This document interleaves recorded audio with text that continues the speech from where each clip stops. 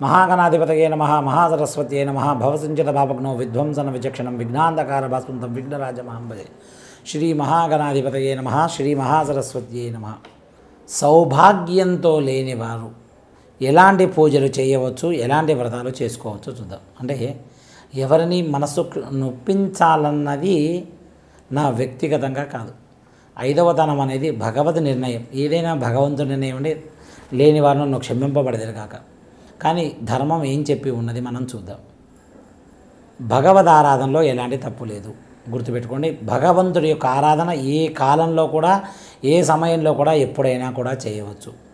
విశేషమైన యజ్ఞయాగాదులకి చెయ్యకూడదని మాత్రమే ఉన్నది తప్ప నిరంతరం చేసుకునేటువంటి స్తోత్రాలు, పారాయణాలు, అభిషేకాలు, వ్యక్తిగత జపాలు లేదు ఏదైనా యజ్ఞ కార్యక్రమంలో పాల్గొనడం తప్ప నైమిత్తిక కామ్య కర్మలకు అధికారం మాత్రమే లేదు. అదొక్కటి మాత్రమే లేదు, మిగతా అంతా కూడా చేసుకోవచ్చు. తనకు తాను విశేషంగా అంటే భగవద్ ఆరాధన విశేషంగా చేసుకోవచ్చు, రుద్రాభిషేకం చేసుకోవచ్చు, అమ్మవారి ఆరాధన చేయొచ్చు, అమ్మవారి జపాలు చేసుకోవచ్చు, విశేషమైన సత్యనారాయణ వ్రతాలు, ఇలాంటి విశేషమైనటువంటి కార్యాలకు మాత్రం దూరంగా ఉంటే సరిపోతుందండి.